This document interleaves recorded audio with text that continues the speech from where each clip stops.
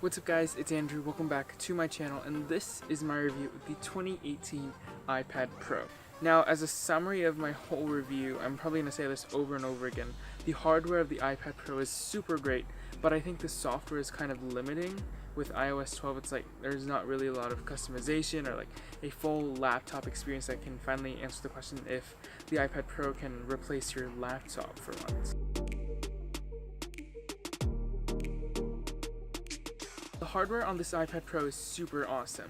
From its sharp corners to its awesome liquid retina display, it's actually a whole new design from the previous generations of iPad. It's actually what the future tablets or like future computers were like envisioned to be back in the day. At only 5.9 millimeters thin, you would think that these speakers would suffer from this, but you know, Apple, on its iPad Pros, its speakers are always awesome with stereo sound with 4 speakers.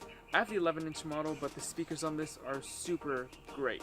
The camera on the back of the iPad Pro is the same as the iPhone XR and the iPhone XS, so you get that same super good dynamic range, super HDR, and all of that stuff. And it brings over all the qualities from video, but like, to be honest, who takes photos and videos with the iPad Pro? I saw this lady at church one time. She had the 12.9-inch iPad, but the old version, which was super big, and she was holding it up like this, like just videotaping something at church.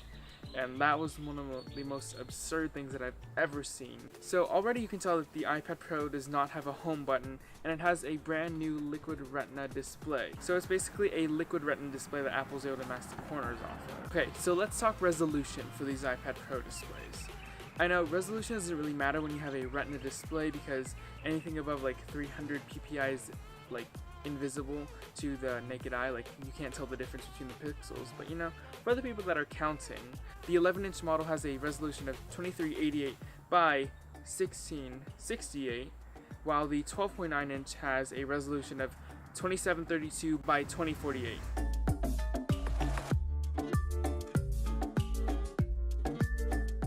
Because of the lack of a home button, Touch ID is non-existent anymore unless they figured out some way to put it under the display. But for now, all we have is Face ID.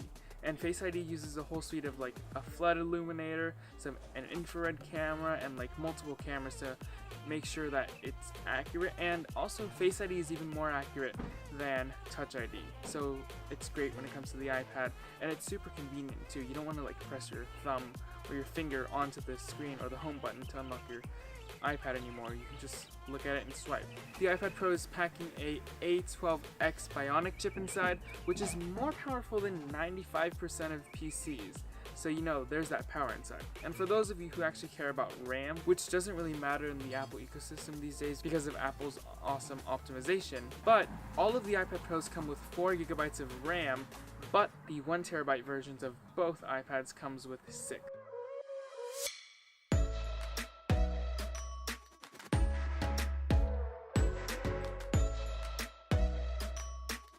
The new accessories that came with this iPad are super great. The new Apple Pencil now snaps onto the side, so you'll never have to go through losing an Apple Pencil again like I did. Yeah, don't want that to happen again. And now since it snaps onto the side of the iPad Pro, you can wirelessly charge it. There's a new smart keyboard folio case which snaps onto the back of the iPad magnetically, and it's super nice, but there's one problem. Is now the keys go straight onto the iPad screen, and I've noticed a bit of scuffing. So I'm going to take that to the Apple Store and have them check it out. Okay, that's enough for the hardware. Now onto the software, which is iOS 12. At the moment, it's running iOS 12.2, which just came out a couple days ago, but I'm going to dig in a bit deeper and see how this software works with this hardware and how it's limiting like what the iPad Pro can do.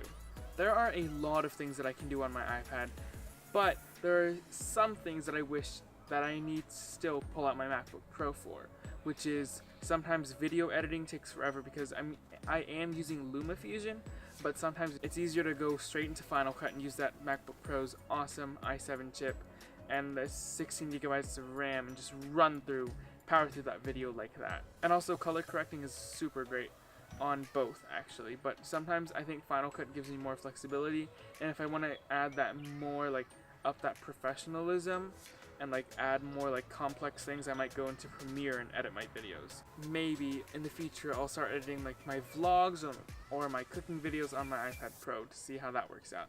But more complex videos like this, I'm probably gonna stick to my laptop. Another thing with this iPad is that there's no mouse support.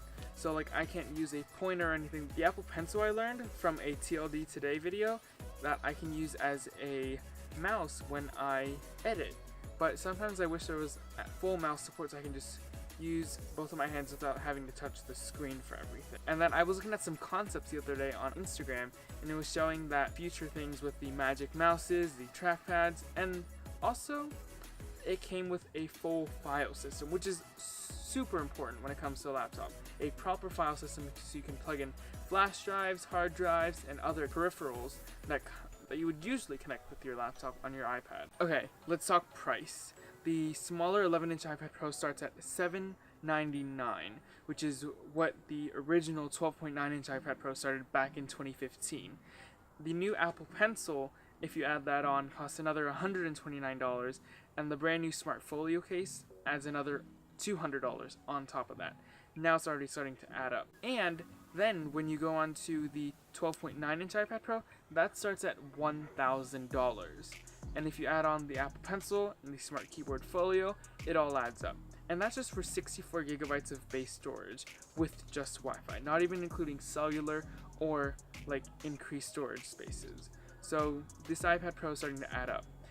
Overall, I think the best choice for most people is probably going to be the 11-inch with all of the accessories, because that's going to be the most portable. You can toss it in a backpack. That's what I use.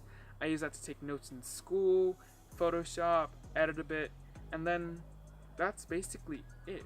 Everything else I'll probably just go do on my phone or on my computer, which I rarely use nowadays, surprisingly, now that I have my iPad. So that's an improvement. I always wanted to get away from my desk.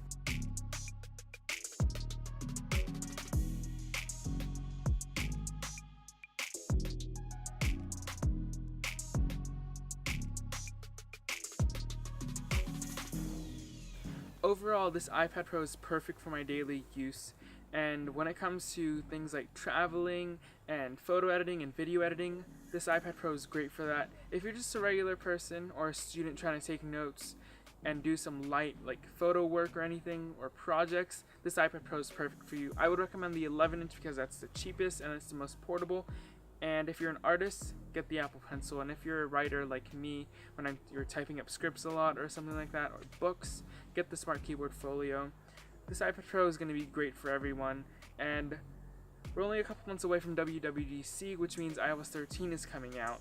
And that is when changes are going to be made, and this iPad Pro can maybe, just maybe, in the future, replace your laptop. Thank you guys so much for watching. I hope you guys enjoyed this video. If you did, leave a like down below. If you're feeling great, subscribe to my channel. I'm trying to get to 1,000 subscribers by the end of the year. I know that's a really big goal, but like, it's one of my dreams to have 1,000 subscribers, and I'll catch you guys in my next video.